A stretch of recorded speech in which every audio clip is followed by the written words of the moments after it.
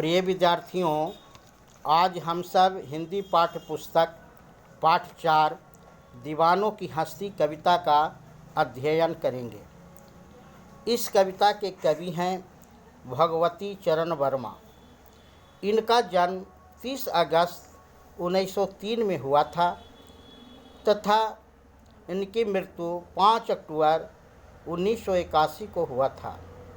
हिंदी साहित्य के जाने माने ये सुप्रसिद्ध कवि व लेखक रहे हैं। यह कविता अंग्रेज़ों के समय का बहुत प्रसिद्ध कविता है। कवि सम्मेलन में कई मंचों पर लयबद्ध इसका वाचन किया गया है। यह कविता वीर सपूतों के प्रति समर्पित है। यह कविता अंग्रेज़ों के विरुद्ध लिखी गई है। यह जो कविता है स्वाधीनता के पूर्व लिखी गई है।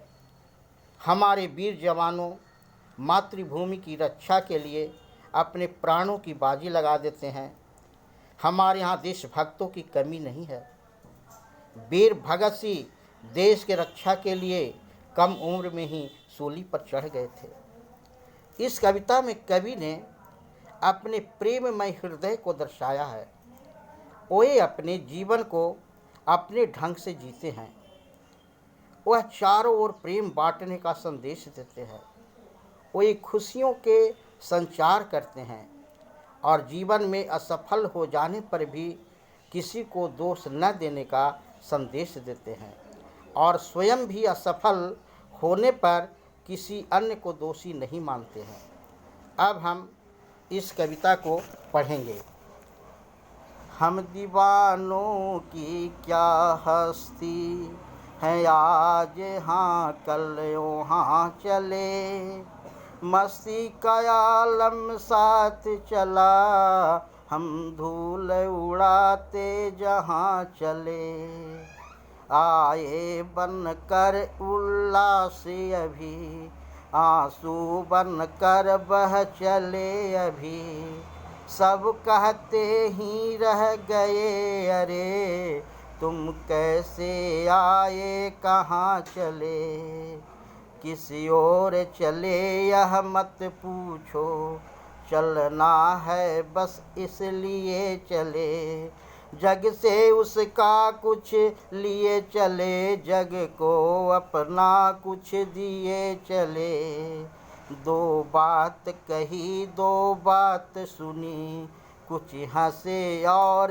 फिर कुछ रोए, शक्कर सुख दुख के घूंटों को हम एक भाव से पिए चले, हम भिखमंगों की दुनिया में स्वच्छंद लुटा कर प्यार चले, हम एक निशानी सी उर पर ले असफलता का भार चले, अब अपना और पराया क्या, आबाद रहे रुकने वाले, हम स्वयं बंधे थे और स्वयं हम अपने बंधन तोड़ चले।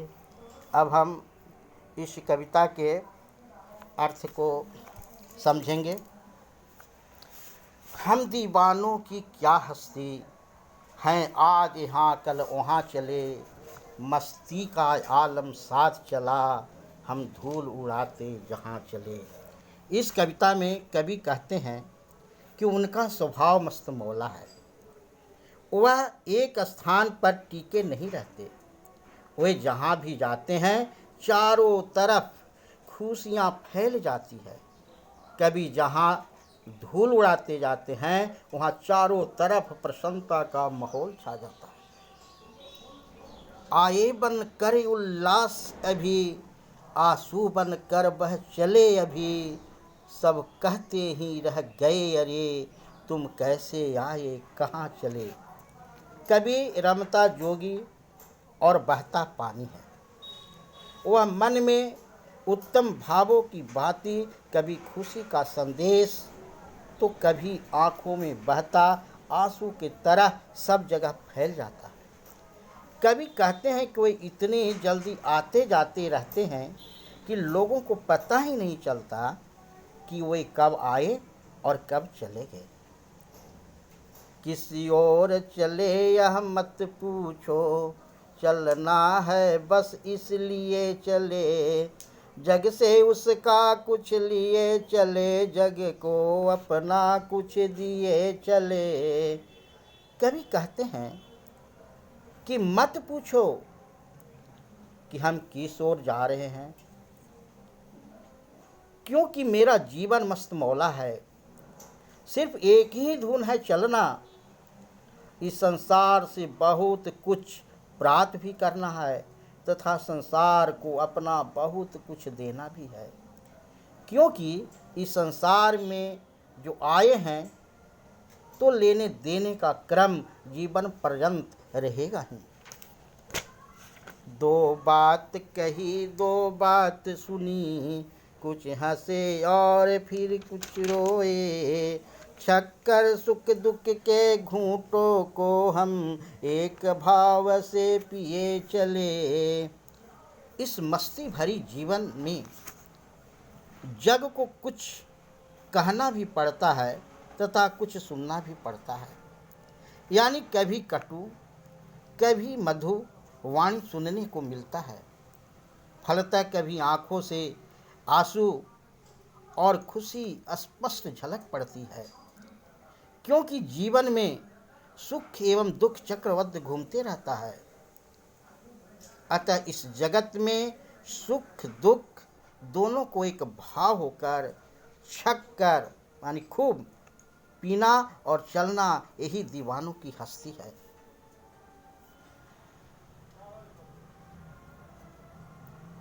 हम भिख मांगो की दुनिया में स्वच्छंद लुटा कर प्यार चले, हम एक निशानी सी उर पर ले असफलता का भार चले। कभी इस दुनिया में हम सबों को भिख मांगों से तुलना किया है। यथार्थ भी है, हम लोग लेना खूब जानते हैं परंतु देना बहुत कम। अच्छा है स्वच्छंद होकर स्वतंत्र होकर इस जगत में प्यार लुटाते चले। यदि जीवन में असफलता भी मिल जाए तो अपने हृदय में निशानी लेकर चलते रहना चाहिए। अभी अपना और पराया क्या, आबाद रहे रुकने वाले, हम स्वयं बंधे थे और स्वयं हम अपने बंधन तोड़ चले। इस संसार में नहीं कोई अपना है और नहीं कोई पराया है। जो आता है वह अपनी जीवन लीला समाप्त करके चला जाता है। कभी कहता है जो रुकने वाले हैं रुकें, आबाद रहें, मस्ती भरी जीवन को बिताएं। अंत में कभी कहता है कि हम स्वयं इस सांसारिक बंधन में बंधते हैं और पुनः बंधन को तोड़कर और चले जाते हैं। यह नश्वर संसार में आना जाना यह क्रम लगा ही रहता है। धन्यवाद। विद्यार्थियों, इस कविता के कुछ कठिन शब्दार्थ लिख लें। हस्ती का मतलब अस्तित्व, पहचान। आलम दुनिया, माहौल। स्वच्छंद मतलब स्वतंत्र, अपनी इच्छा के अनुसार चलने वाला। दीवानों अपनी मस्ती में रहने वाले। मस्ती खुशी मौज।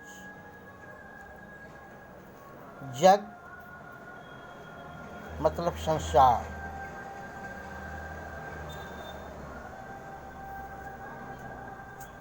निशानी चिन्ह। उर हृदय। That's all.